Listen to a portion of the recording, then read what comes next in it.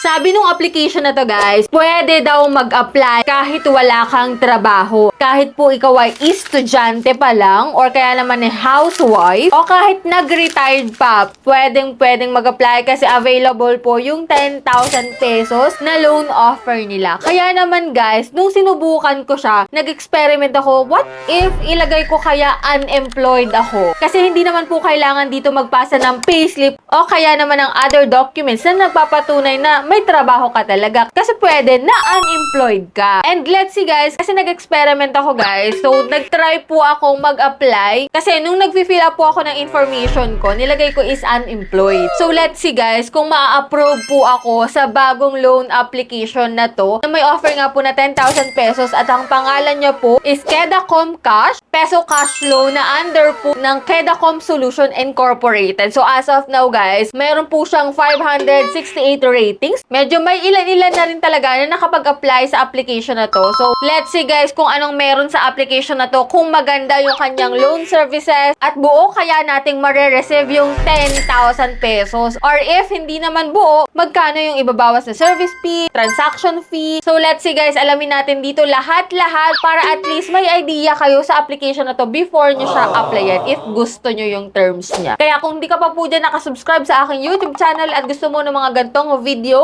para maging updated ka rin sa mga bagong loan app na naglalabasan dyan online, kindly click the subscribe button, turn on the notification bell, and be updated sa aking mga latest upload. Kasi every video po na ina-upload ko, kumukuha po ako ng 2 lucky winners. At ito po yung 2 maswerte na napili ko ngayong araw. So, congratulations po sa inyong 2. Pwede nyo pong i-claim yan sa aking Gmail account. Mag-PM na po kayo dun. And for those na gustong sumali sa aking pa daily Gcash giveaway o kaya naman ay hindi pa nananalo, don't forget to like this video, mag-iwan po ng comment dyan sa comment section at please share. Kasi last Monday, nag-announce po ako ng aking pa-monthly cellphone giveaway winner pero wala pa pong nag-click. Nako, i-check nyo po yung video ko nung Monday kasi naka-insert po doon kung sino yung nanalo sa ating pa-giveaway. So stay connected, stay active lang kung gusto mong ikaw na yung susunod na winners natin. And for today's video nga po, alamin natin kung ano meron kay Kedacom na bagong loan app nga. Kasi kahit po ikaw daw ay unemployed, walang work,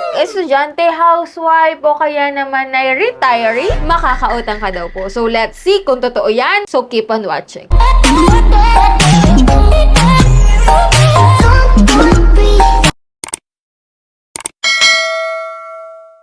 So, before tayo mag-start, linawin ko lang po na hindi tayo agent at promoter ng application na to at hindi rin po sponsored tong video natin. So, today guys, tinry ko pong applyan itong si Kedacom para maksilip ko man lang yung application na to. So, ito nga pala guys is available lamang po sa App Store as of now. And kung makikita mo, ito po yung kanyang logo at ito nga yung mga nasa ads niya. So, borrow big anytime, 10,000 nakalagay dito guys. At kung makikita mo dito guys, may flexible terms daw po sila. Easy plan. So, 180 days, 120 days, 90 days. Pero let's see kung gaano talaga katagal kasi kung first time mo, hindi ka agad yan 180 days. Asahan mo na yan. So, bank level data encryption. So, yan, repeat borrowers enjoy higher limit. So, let's see guys kung anong meron dito kay Kedacom. So, in-applyan ko na po siya at dito, kapag wala ka pang account, magsasign in ka po using your active mobile number and then click mo yung get OTP and then click mo po yung login after no. So, after dito guys, may order, me, and feedback. So, click mo po yung apply now. And ito po, mag-fill up ka na dito ng personal information mo. Next po is financial status. Dito ko na guys, tinry. What if nga kung itry ko kung unemployed ako, ma-approve kaya ako dito? Kasi, ang pwede po dito is stop,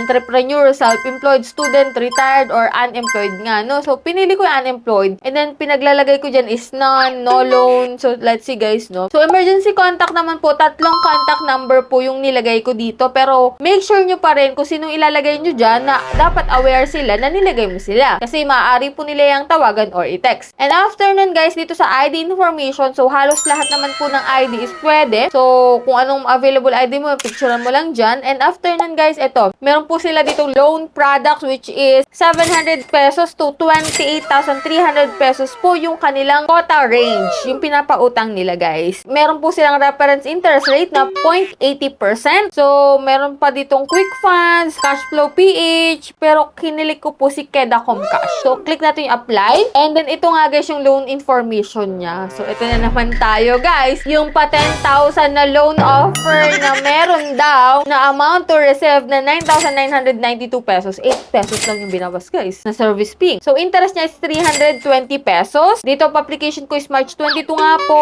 Due date ko daw po is sa July 20 na guys. Sobrang tagal ha. And dito sa repayment plan, una ko pong babayaran is 3,060 pesos. Sa May na ako ulit magbabayad ng 3,060. Wow talaga yon guys. Kapag ganun, sa May ka na magbabayad, hindi next month. Anyway, tingnan natin guys kung legit siya kasi naka-encounter na naman ng gantong pa 10,000, 10,000. Let's see kung legit. So, click natin yung apply dito. And then, maglalagay tayo ng bank account natin dito. So, pwede po sa e-wallet or bank transfer. So, pinili ko po is GCash and then click ko yung submit. And yan, nakagit is success. Your application is under review. Once approved, the money will be credited to your bank account. So, directly na guys na papasok sa GCash account natin yan without confirming, no? So, let's see guys. Under review ang aking application. Kung babalikan natin siya, nakakalungkot guys, pero reject po yung ating application. So, kung makikita mo dito guys, Kedacom Cash reject. So, dito, nasayang na naman guys yung pag-apply natin. Hindi na naman natin nasilip itong si Kedacom Cash. Kaya doon sa 500 guys na naglagay ng ratings kay Kedacom, nako, kindly share your experience. Kung magkano yung nautang nyo once na na-approve kayo dito, pakilagay po dyan sa comment section para at least makatulong sa mga bago pa lang magta-try kay Kedacom Cash para makatulong din makapag-decide sila kung go sila or not. Pero for my experience, eto na naman tayo sa pet 10,000, 10,000, no. So, marami na tayong na-encounter na bagong loan app dyan sa App Store, sa Google Play Store, na nag-offer ng 10,000 daw na loan amount, pero yun, laging ang rejected, bibihira rin talaga yung nag-a-approve, no. Kaya nga ito guys, nire-review natin isa-isa yung mga naglalabas ng loan application para aware kayo kung anong meron sa kanya at kung magkano yung kanyang loan detail. Para at least, makatulong yung video na yon para makapag-decide kayo kung uutang kayo or hindi sa kanya. So, that's it. Yan lang po yung vlog natin for today. Kaya kung kayo may katanungan, i-comment nyo lang po dyan sa comment section. And for those na hindi pa po nakasubscribe at gusto nyo ng mga ganitong video, just click the subscribe button, turn on the notification bell, and be updated sa aking mga latest upload. So, bye-bye na muna for now, guys. See you on my next video.